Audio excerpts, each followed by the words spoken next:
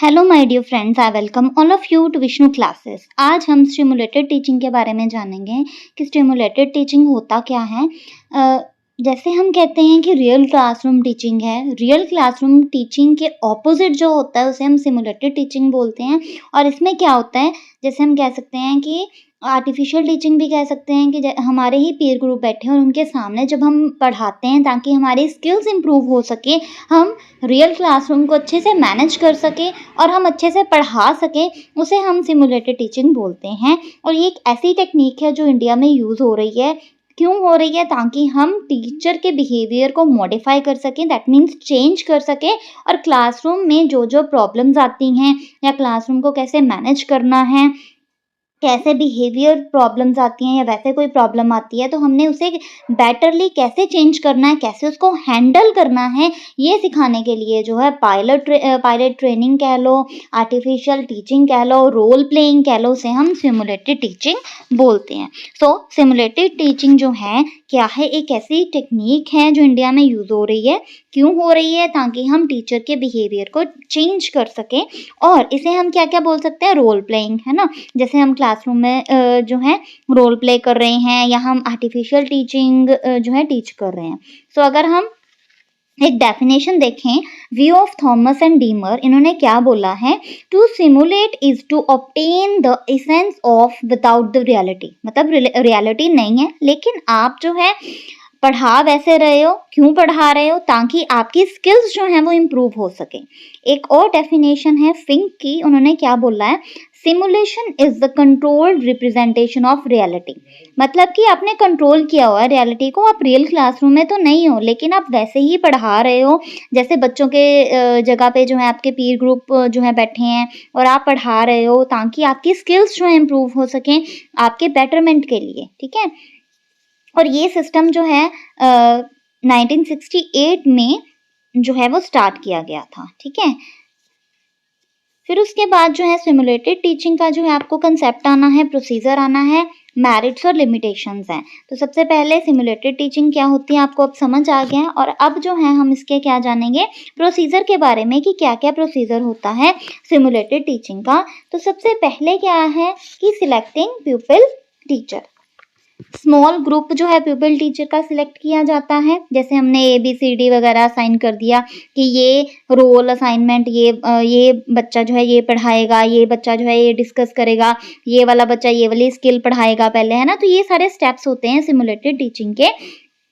और इसमें जो है एक प्यूपिल टीचर का ग्रुप बनाया होता है। जैसे हम कहते हैं कि एक ग्रुप में 10 बच्चे हैं और सबसे पहले की टर्न, फिर सेकंड की टर्न, थर्ड की टर्न, है ना, वैसे होता है। फिर उसके बाद सेकंड है सिलेक्टिंग एंड डिस्कसिंग स्किल्स। अब हमारी जो है बहुत सारी स्किल्स हैं, जैसे कि skill of explanation, skill of discussion, skill of questioning, skill of introduction, skill of reinforcement, है ना। तो बहुत सारी स्किल्स होती हैं अगर हम टीचिंग की देखें। तो ये स्किल्स जो है उनको सिलेक्ट करना और उनको डिस्कस करना जो है वो सिमुलेटेड टीचिंग का सेकेंड प्रोसीजर है। नेक्स्ट है डिसाइडिंग कंसिडरेशंस। अब इसमें क्या है, कंसिडर करना कि कौन स्टार्ट करेगा, है ना। फिर उसके बाद अब इसमें सब कुछ ही डिसाइड करना होता है कि जैसे कोई स्टार्ट कर रहा है तो कोई एक बीच में क्वेश्चन भी पूछेगा, इंटरप्ट भी करेगा, ताकि रियल क्लासरूम जैसा हम थोड़ा सा इन्वायरमेंट बना सकें और वो टीचर जो है प्यूपिल टीचर वो प्रिपेयर रहे कि ऐसे क्वेश्चंस जो है वो बच्चा पूछ सकता है। और जो है उस प्यूपिल टीचर को जो है हम सिमुलेटेड रियल टीचिंग के लिए जो है प्रिपेयर करें by the means of simulated teaching. फिर उसके बाद जो है नेक्स्ट स्टेप है डिसाइडिंग प्रोसीजर ऑफ इवैल्यूएशन। अब इवैल्यूएशन हम कैसे करेंगे, है ना, कौन सा डाटा हम रिकॉर्ड करेंगे। जैसे हम देखते हैं क्लासरूम में टीचर की जो वॉइस है वो ऑडिबल होनी चाहिए, टीचर जो है बच्चे के एज लेवल के अकॉर्डिंगली पढ़ाता होना चाहिए, है ना। ये सब देखते हैं ना, कैसे टीचर एक्सप्लेन कर रहा है, उसके क्वेश्चन करने का वे कैसा था, ब्लैक बोर्ड जो है वो कितना यूज़ कर रहा है, किस वे से यूज़ कर रहा है।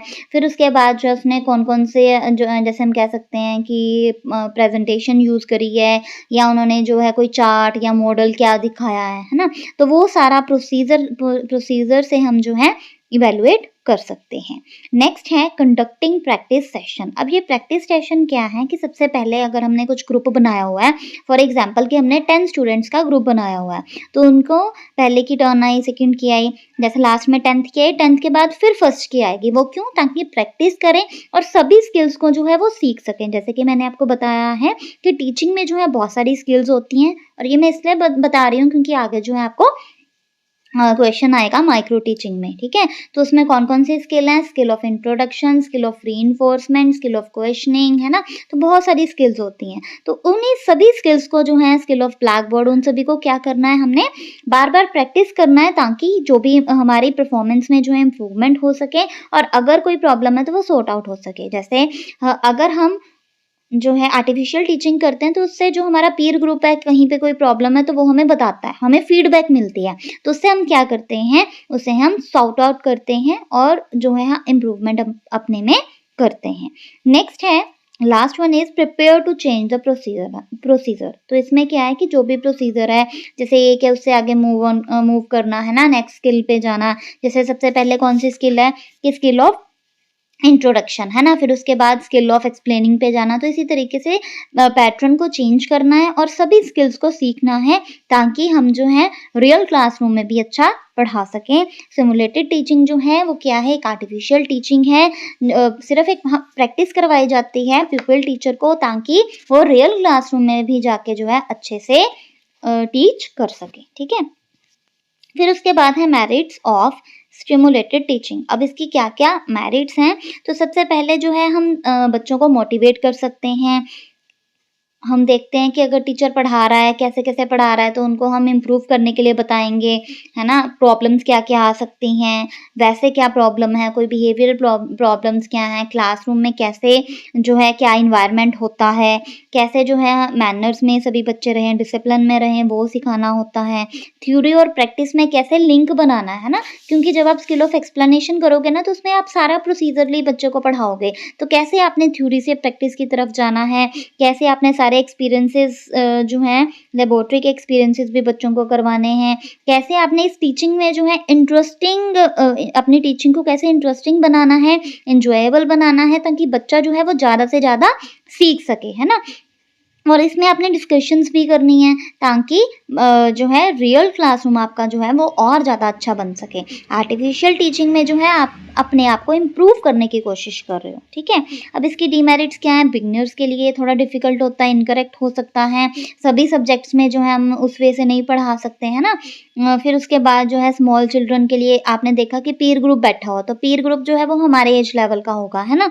तो छोटे बच्चे जब एकदम से हम छोटे बच्चों को पढ़ाएँगे तो एनवायरनमेंट थोड़ा-सा अलग हो गया, तो उस टाइम पे हम हेजिटेट कर सकते हैं, है ना?